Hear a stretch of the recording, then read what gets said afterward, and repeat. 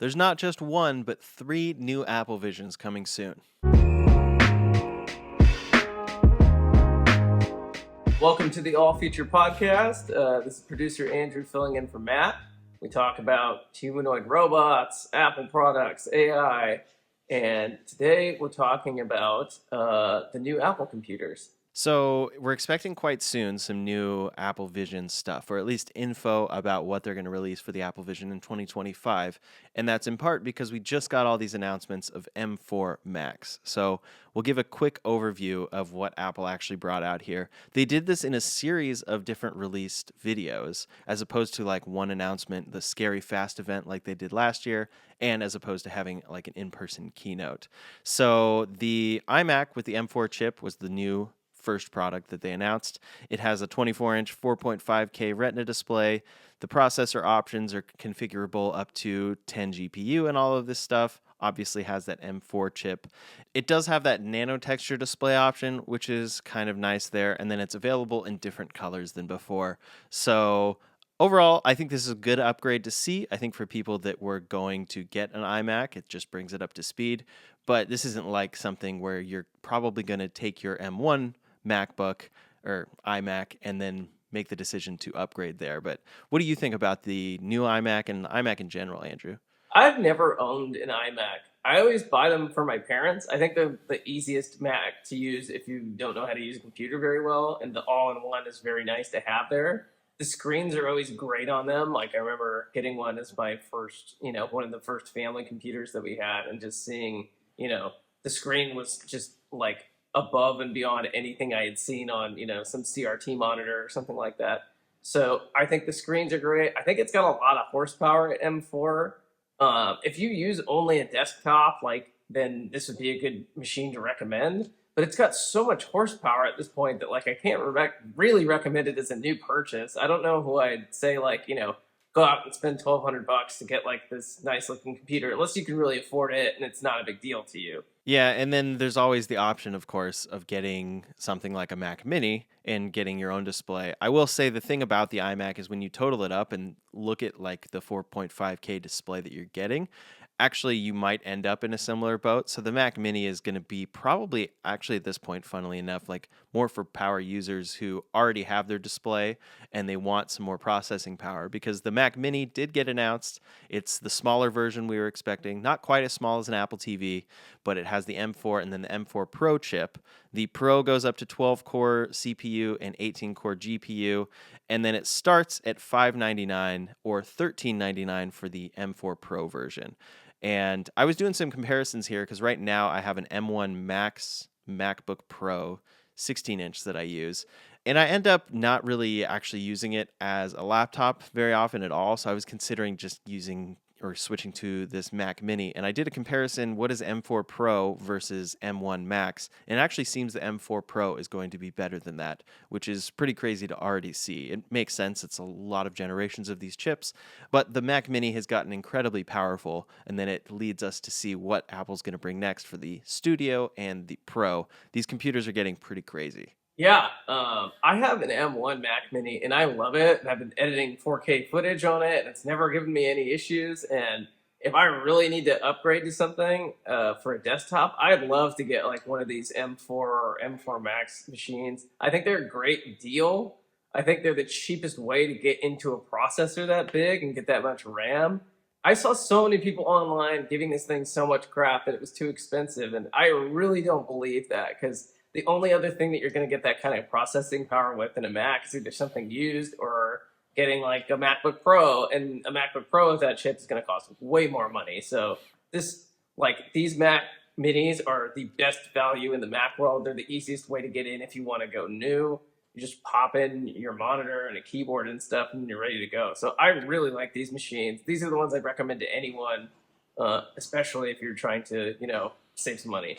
Yeah, I know a lot of like music producers and people or composers that need to be running a lot of stuff on their computer and have many tracks to make music. And so previously that meant that you had like the cheese grater Mac, and these people had that and held on to it for a long time.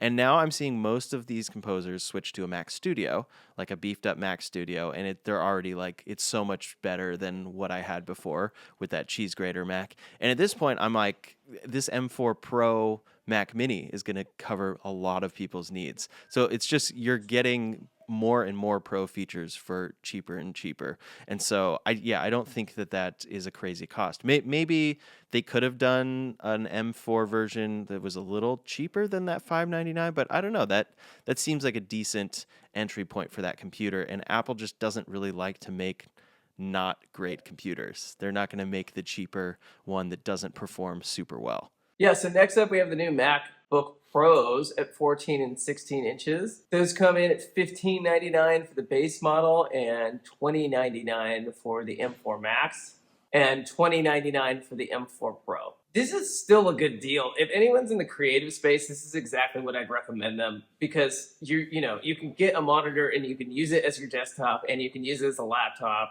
I did this for such a long period of time, like using both and just using it as getting a docking station and just using it as both computers.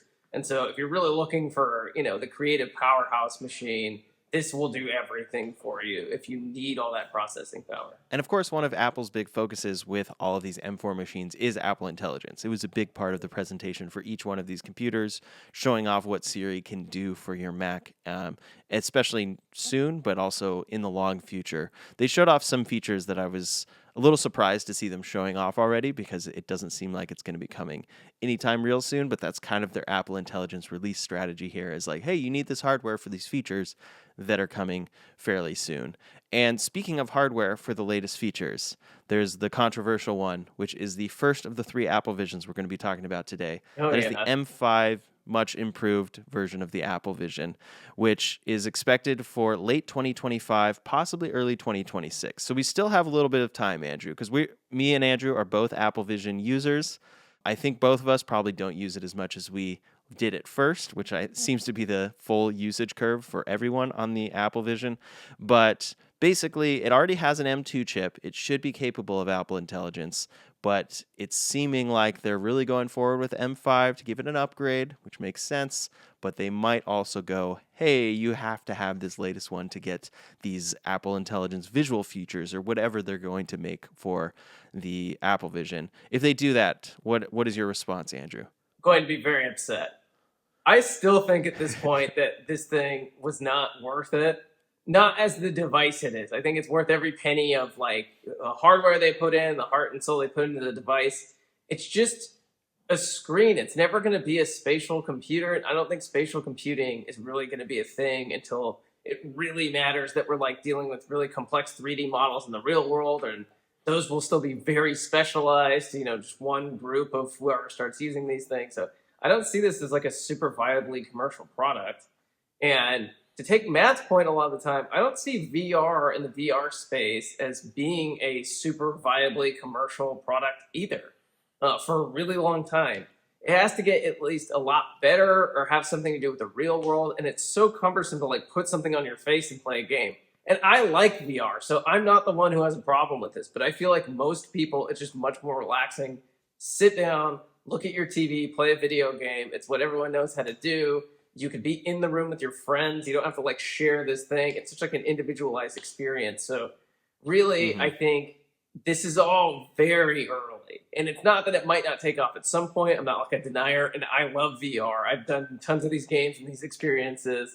And I really want it to succeed, and I want to have more interactive content. I would just be so mad, too, if they just start making it more useful somehow with this M5 version of it. Yeah, and it's a very big sign that they did not know that Apple Intelligence was going to be their whole feature or their whole future if they didn't give this the hardware that it needed. I think it should have it. I think the M2 should be able to do most of what Apple is shipping.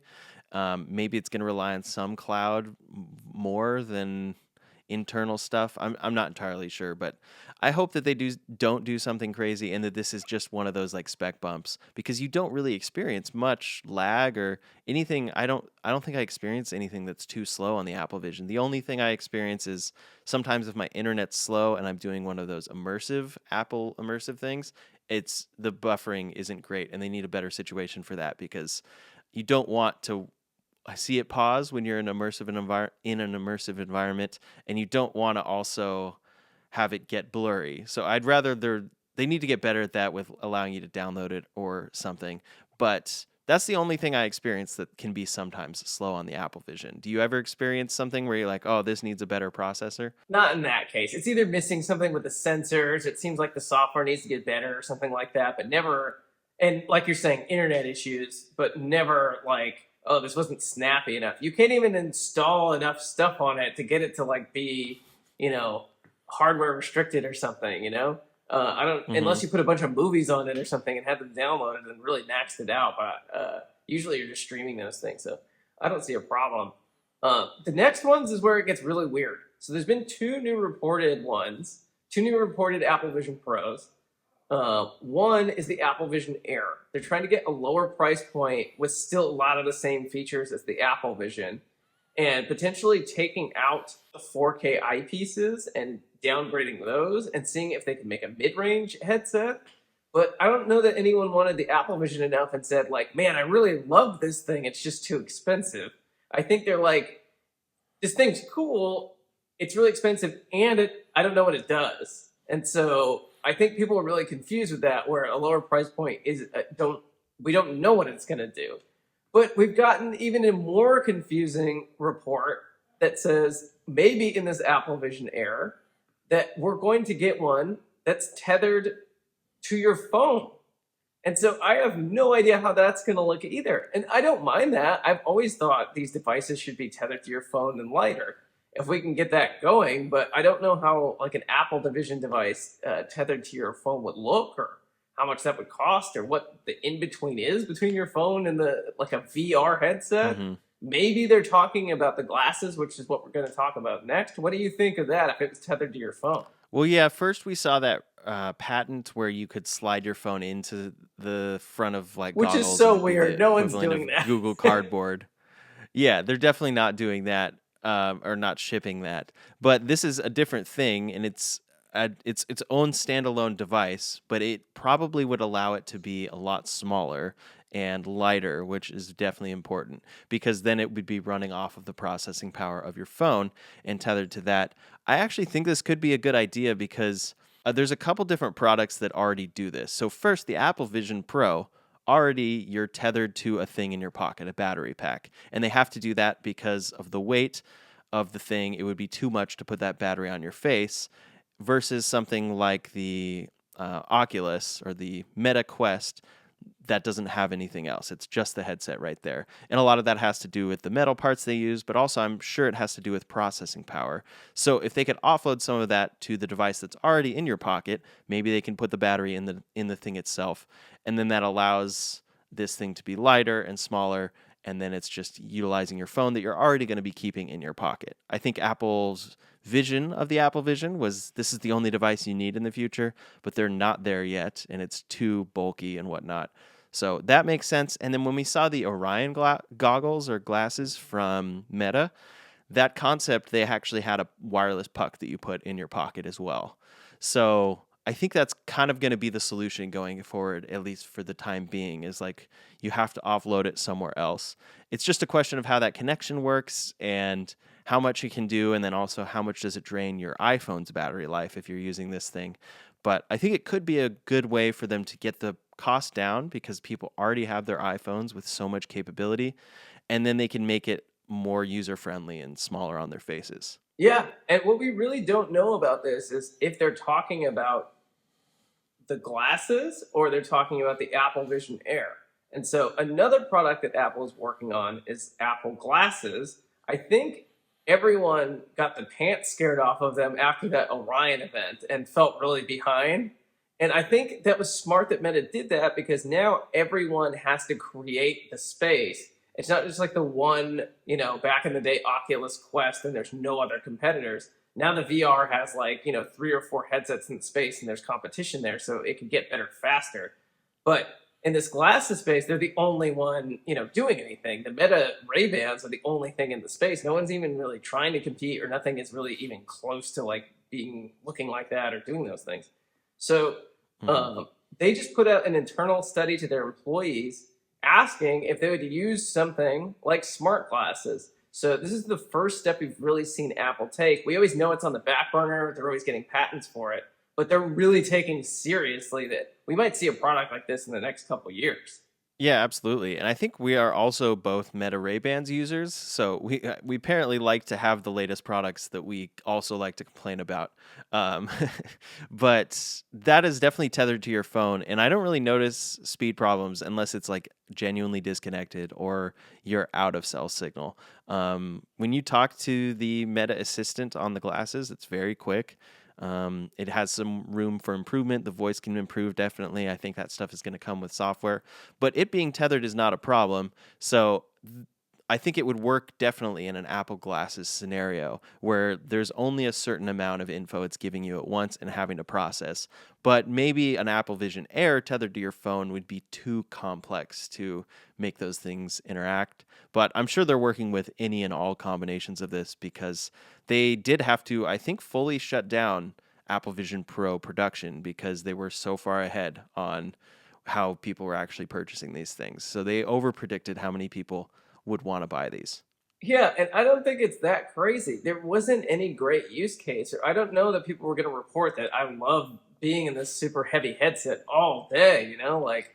And I think we all tried. Everyone who bought one like tried working in it. I tried using Final Cut in it. I tried Oh editing yeah. stuff in it, and it was just so much easier to just use my computer that I already had. I wasn't like getting any more crazy detail. It's really just this amazing entertainment machine.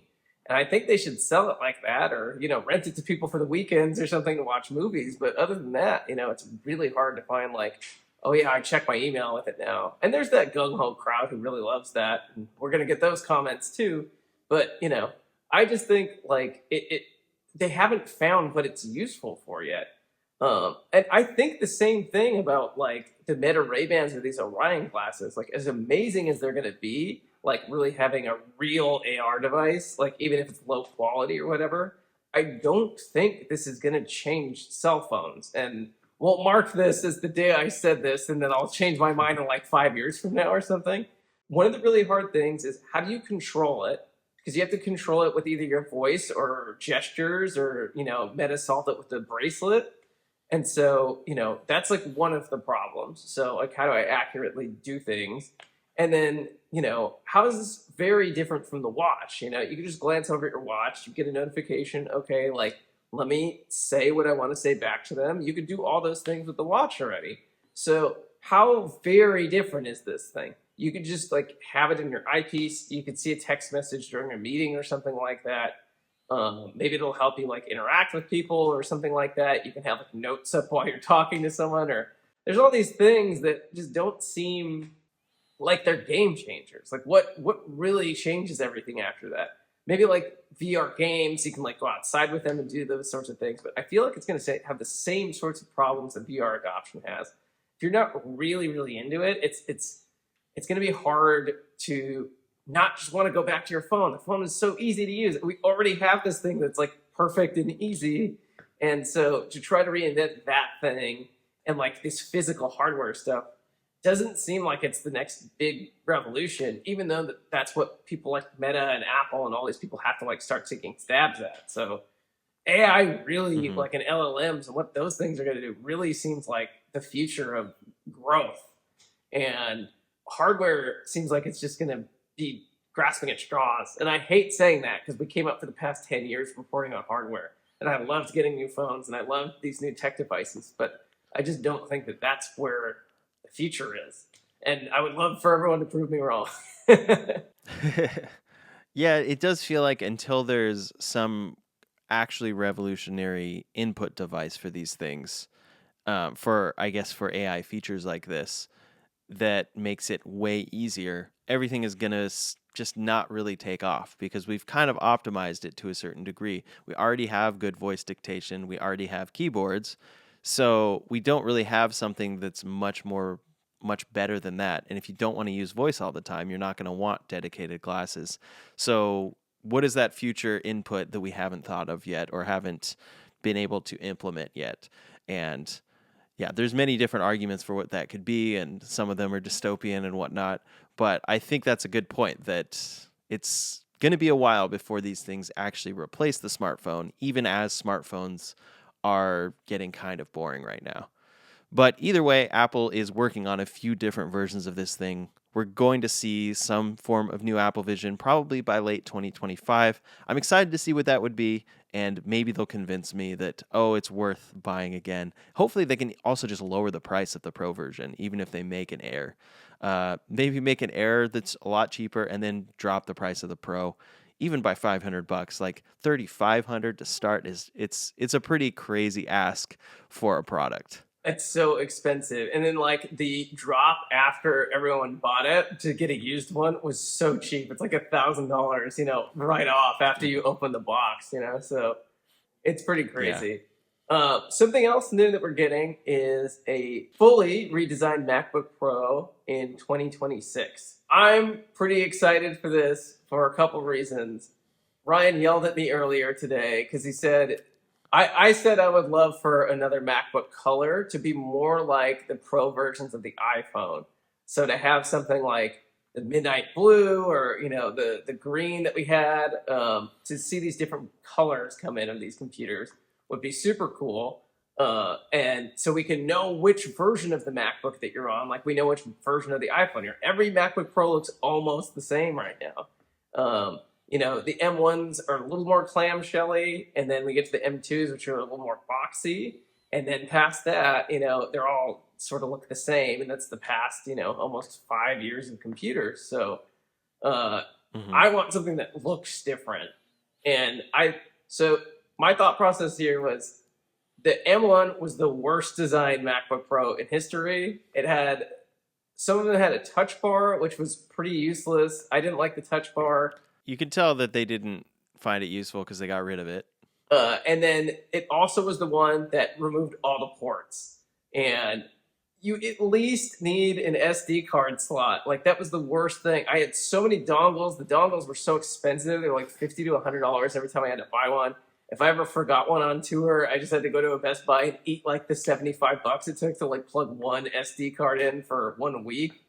And so I just hated those sorts of things. Yeah, as a pro computer, it just didn't make sense to only have one. Or I think it was it two ports because you had one that charged on USB-C and then there was one. But yeah, it just made no sense to have no SD card slot, none of that stuff. And they did change that right after. Yeah, so M2 MacBook, really great design. Haven't had to get anything for a while. And I just like when Apple redesigns product. I love seeing like what the next iteration is. So the rumor is that we're going to see an M5 version of the MacBook Pro in late 2025, which will not be redesigned. And then we're going to get a redesign late 2026 with theoretically the M6 version of a MacBook Pro. Are you excited for this?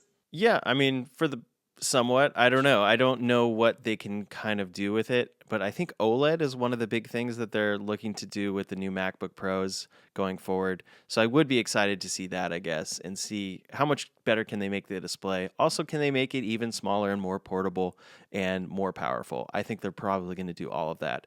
And I guess I have the Space Black MacBook Pro, and I guess it's M3, I think. Um, so that color feels new compared to other colors in the past, but I could see how you're still it's all just this kind of variation on gray. It'd be nice to see some some more stark variation there for the pro versions of these computers. I want like jet black. Do you remember that old MacBook that was jet black? They used to only have the white Hmm. MacBook made out of plastic, and then they released the special edition black one. That's my favorite MacBook color of all time. It's like kind of Yeah. glossy, or yeah, it was so cool. I love that one. Hmm. I remember when they first made the first black iPod, and that was a big deal. And Oh, I remember seeing it at the event and being like, no one's gonna want black. And then I ended up buying black. So uh, people just like change in different colors and something that makes this computer feel different than the one that you have been using for a while. It just, of course, you feel the upgrade with all the chip inside and the better screen and all this stuff, but there's a different thing when you pick it up and it's just a completely different object as a whole. Yeah, definitely. And then hopefully by this time in 2 years, we'll see, real Apple Intelligence features that are really smart and maybe like a need to upgrade to that chip. Because on device LLM stuff does use a lot of RAM and processing power. And we haven't really seen a use for that yet. But we haven't really seen AI agents yet and the need for security or things like that. No one's really putting their personal information into these things in a way where it could be used against them. No one's putting their credit card number into an LLM right now. And so we don't really have need for on-device LLM unless you're just not using the internet right now. So we'll really see in the future how on-device LLM is necessary and how it's going to start looking. Yeah, and I'd love to see also some pro uses of AI. They're giving us all the consumer level stuff right now, but I'd also love to see, can we do some on device like AI photo processing and video processing and stuff? And will the chip really enable that for pro users, especially since we're talking about a MacBook Pro? Yeah, we'll see. Apple made some purchases. They bought Pixelometer, which we'll talk about in another video. But yeah, I think they're strategically seeing that they need to start being in the software game and they need to start, having these features built into their apps because features are going to start to look like the only reason to upgrade your phone anymore. Yeah, so new Macs coming from Apple soon. I'm definitely interested in that Mac Mini. I mean, they've already announced them, but they're right now. Think they're still for pre-order. And then coming soon, we should be getting some new Apple Visions, a few different versions. I'm excited to see them.